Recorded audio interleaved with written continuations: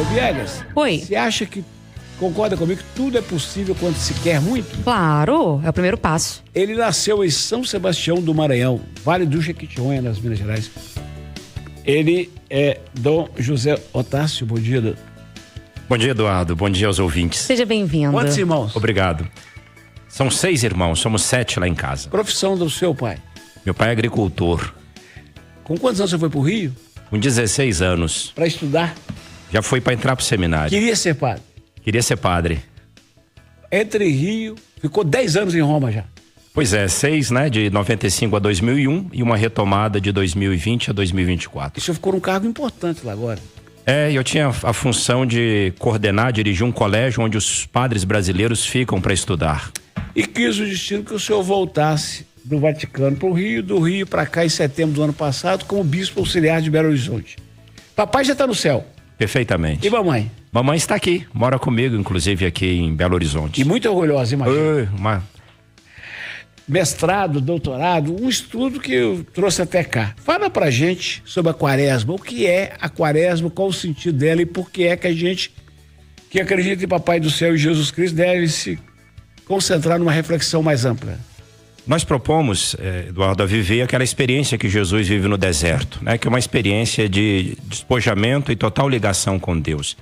Ele mesmo nos deu 3 práticas para que nos ajudasse a viver esse tempo, que é a oração, o jejum e a esmola. Obviamente essa esmola se vive toda a dimensão caritativa e o jejum toda a dimensão de oferta, de sacrifício, Então o intuito é nos preparar para a Páscoa, né? A quaresma não é fim em si mesma.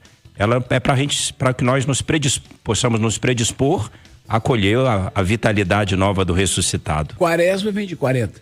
De 40, isso. 40 dias. 40 dias. Se refere aos 40 dias que Jesus passou, né, no deserto. A igreja continua achando que o carnaval é uma festa pagã? Continua achando que aliás, ela não nasceu como pagã, nasceu como festa da carne, né? Era uma introdução para a quaresma. E agora que o povo tá cada dia mais pelado, é da carne mesmo? Pois é, realmente agora é a carne, não só aquela para comer em abundância, mas também se expõe, né? Até a saúde, falávamos aqui de coisas controversas, de mordiduras e drogas, realmente é um ambiente que se entrou porque perdeu os parâmetros de valores. Pode-se viver alegria sem precisar disso. Isso que eu ia perguntar para o senhor, se é de fato uma incoerência, né? As pessoas saírem para se divertir, né? Ficarem na rua e festa e por aí vai. E aí chega na quarta-feira, é como se virasse uma chavinha e agora eu vou fazer diferente, vou para a igreja, vou pensar no que eu estou comendo, vou pensar como eu trato meu irmão. É incoerente essa mudança de um dia para o outro? Melhor que seja assim, né? Que mude. É preferível que seja assim.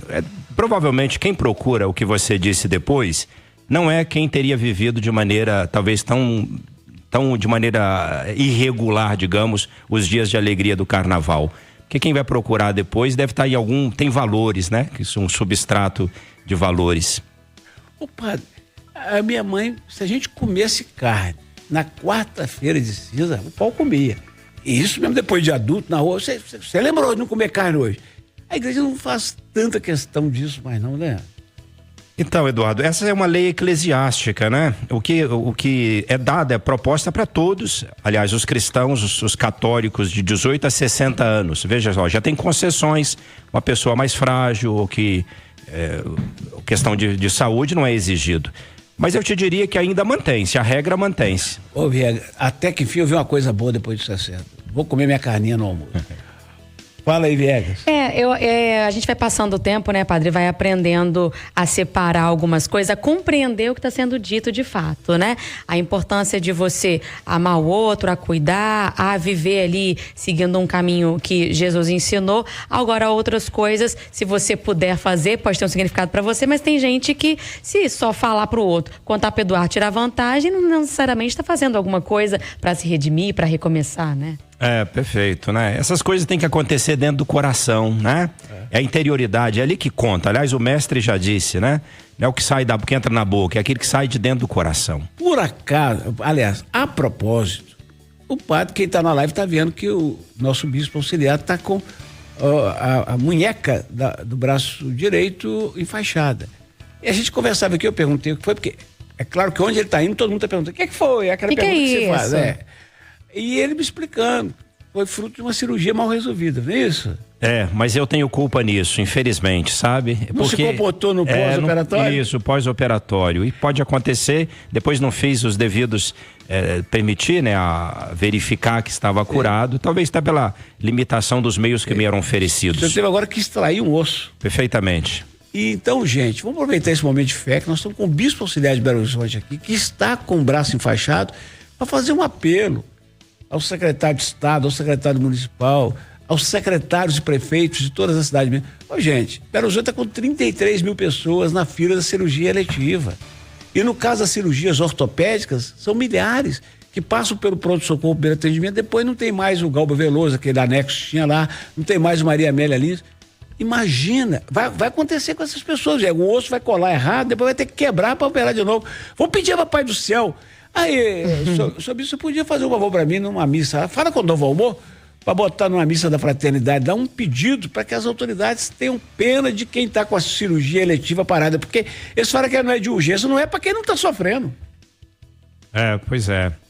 Eu senti naquele tempo que se tivesse corrigido, né? Isso. Eu teria tido isso agora.